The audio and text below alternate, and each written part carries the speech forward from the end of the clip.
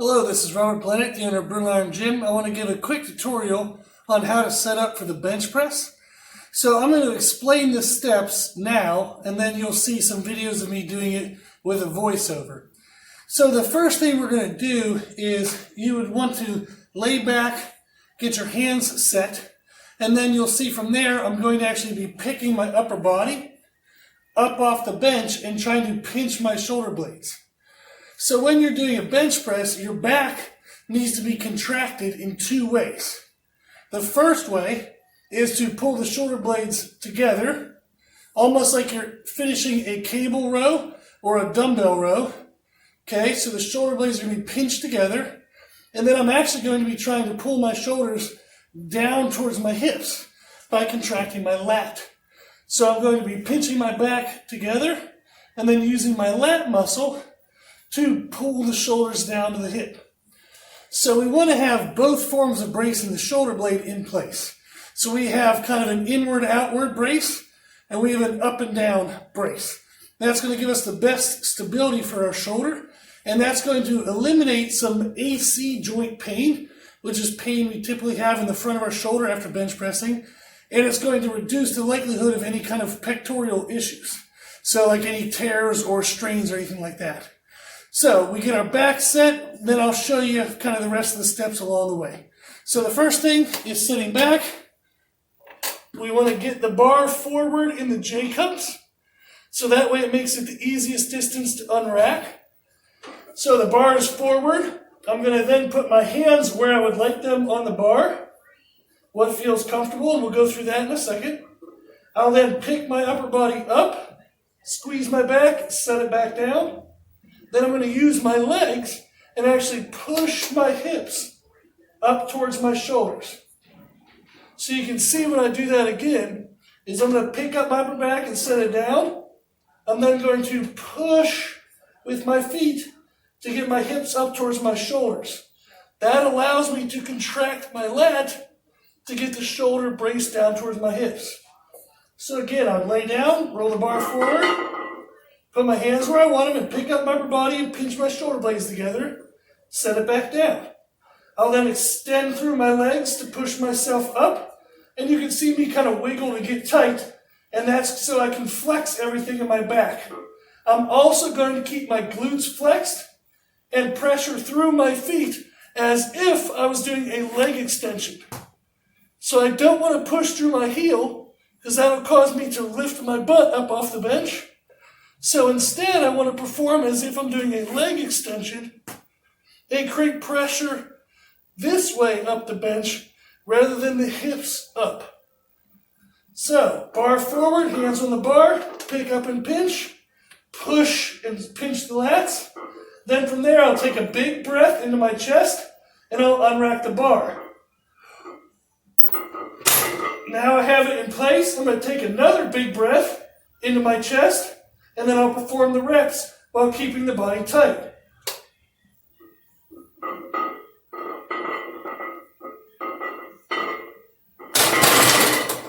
And that's it.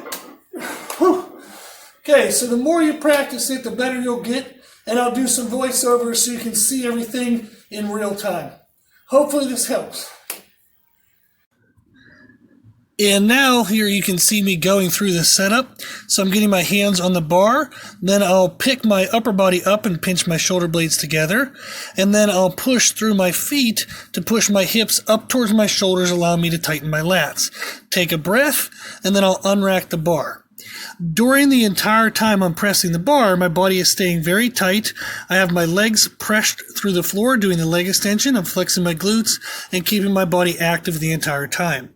Now you'll see me go back through the same setup as again, and that's what you want to do yourself, is every single time you perform a bench press, you want to practice this technique. So practice makes perfect, but perfect practice makes perfect. So make sure you're doing it correctly every time, and make sure your body stays active throughout the entire set. Don't allow the body to relax, because that will risk injury or you will lose power output. So it's a very active position the entire time. One mistake you'll see people commonly make when they're first learning how to bench press, especially for power and explosiveness, is they'll set up with a nice, good, tight body position. They'll have a good arch on the bench. They'll bring the bar down, but on the way down, they actually allow their body to kind of cave. The bar will sit, and then they try to throw the bar by pushing their posture into the bar. That's actually a negative thing to do because you're going to give up tightness across your middle back whenever you allow your chest to drop. And if you misfire the muscles of the press and your chest is still down as you go to contract, you're likely to tear your pec. So you do not want to allow your body to drop in position as the bar comes down so you can then throw back into it. You may see people who bench press very heavy, say 400 plus pounds, have a body kind of compaction, so their body may compact a little bit when the bar touches them, and then you'll see them kind of push back into the bar when they go to press. That's actually an involuntary action. So they are not allowing the bar to actually push them down. They're still fighting against that. However, the weight is so heavy, it is causing some compaction of their tightness. So you don't want to actually do that on purpose, because again, that'll lose strength of position off the bottom and it'll risk chest injury. So make sure you keep your back squeezed, keep your arch very tight at all times. So when selecting your grip for bench press, on most multi-purpose bars, you'll see 2 rings per side of the barbell. And the outside ring is a reference point for Olympic lifting. The inside ring is the reference point for powerlifting. So when placing your hand on the bar for bench press and powerlifting, your hand must cover the ring in some way.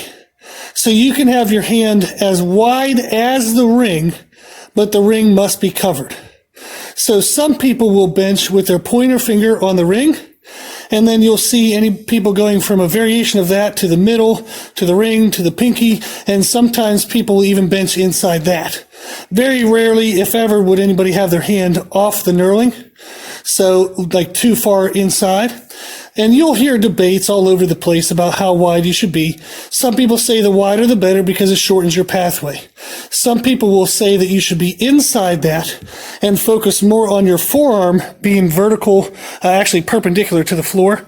So being vertical when you press, because it'll give you the most power.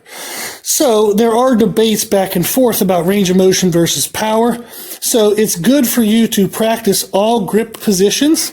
So you can practice with your pointer finger on the ring, middle finger on the ring on the ring, pinky on the ring, and then you can even try thumb from the knurling, and you'll see that puts you inside just a little bit more.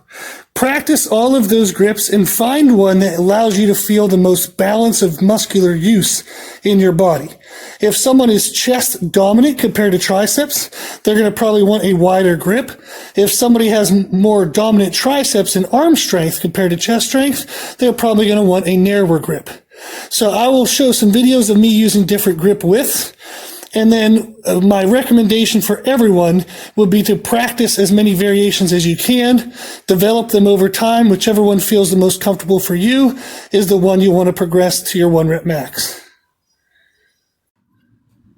In this video, you can see me trying 3 different hand positions. The first position I'm showing is a position that is too wide for me. How you will know is you will feel instability in your shoulders, and you may have straining pain in the outside chest and upper biceps. Those are signs that your grip may be too wide.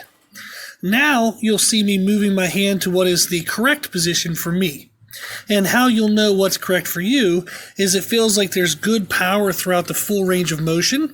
So you have strength off the chest, you have strength in the middle, and strength to lock out. There's no strains in the joints and everything feels balanced. Now I'll move my hands to the narrow position. And this would be too narrow for me. And it's evidenced by having no power in the middle of the range of motion. So it feels like the movement stalls out. Practice all grips and find what works best for you.